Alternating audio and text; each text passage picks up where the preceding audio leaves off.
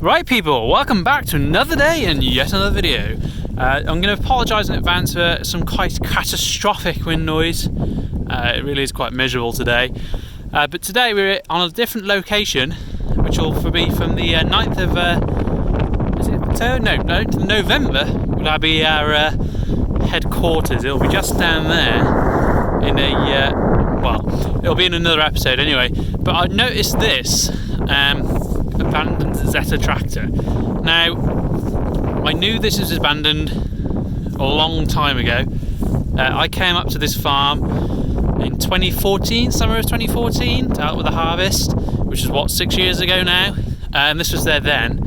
I wanted to buy it at the time, but unfortunately I had nowhere to put it. I was still living with my parents at that point. Well, still am now, but I have actually got my own land now, so I couldn't bring it back because I had nowhere to actually store the thing. But it's been sitting in this exact location for 38 years. The story on it was the buyer paid for this tractor off the chap who owns the farm, and then never came to collect it, which is just bizarre.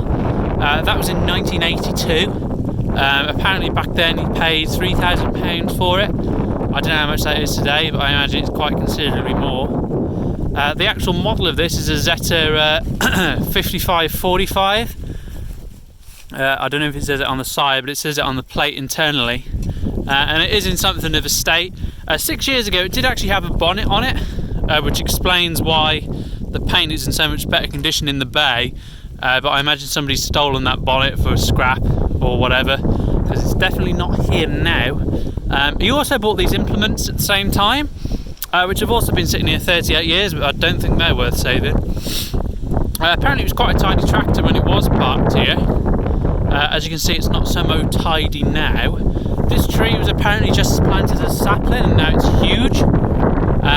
It's a four-wheel drive tractor. Tyres are obviously going to be shot. They look like they were in decent condition when it was parked here. There's a lot of tread on them anyway. They might even be completely rotted away at the bottom after sitting for this length of time. The drive shaft looks weirdly new. I don't know what that's made of. Oh, well, it's not even a drive shaft at all. I thought that was steel. No, it's just covering the drive shaft plate. Oh right, well that's interesting. But here's the engine. It's a 4-cylinder diesel. I don't know a huge amount about vintage tractors, to be honest. I've had a couple of Fergusons in my time, but nothing like this. I haven't bought this, by the way, yet. I've got to contact the owner of it, if he's even still alive after 38 years. I've either got to buy it off him or confirm that he's dead, and that there's nobody he wants to pass it on to or has passed it on to. But I doubt he has. I've already taken a look in the oil, and the oil, believe it or not, is actually clean and virtually full up. Look at that.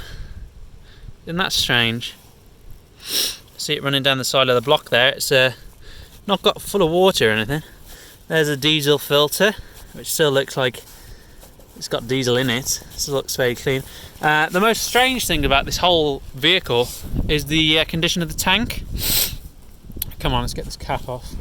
I do apologise if I'm snivelling, but look at the weather, it's just absolutely grim. It's supposed to be about 2 or 3 degrees out here up here. We're well high up, we're about 1,500 feet. Can you see in there? No, you can't. That tank, you can see a little bit. It's absolutely spotless, and the diesel that's in it is still clear and red, which I find really strange. And it still smells like diesel. It doesn't smell like some sort of rancid thing that's gone off.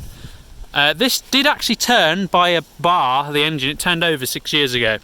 Now, I don't know if it turns now. I haven't got a bar to try it and I haven't tried it, but if we look at the exhaust manifold, well, it's just full of tree, but there is quite a dip on it. But I mean, whether that's filled the engine with water in the past, who knows? I doubt it, because the oil's not got water in it.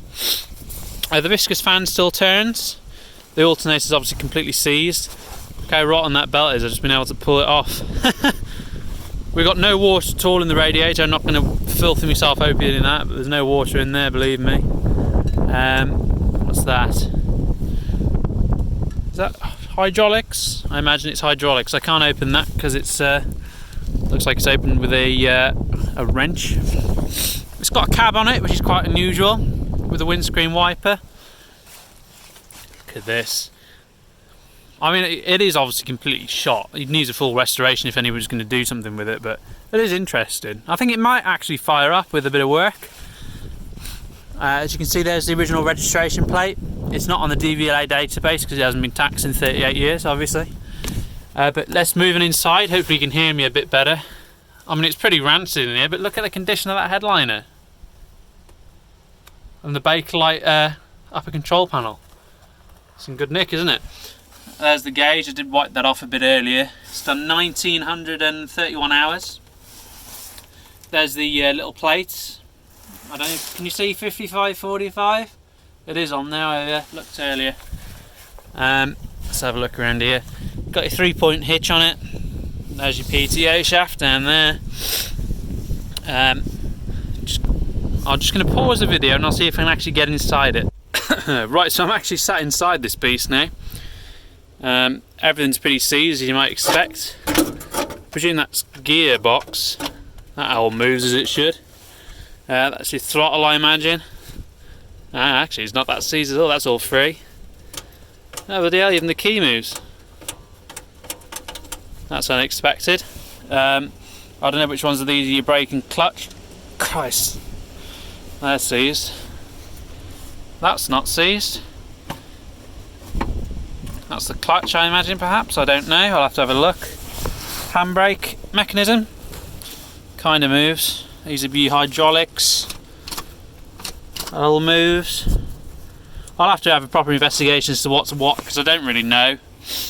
But yeah, so basically the story with this thing is that if I can get in contact with the original owner or verify that he's no longer around, I can either buy it off him or I can have it.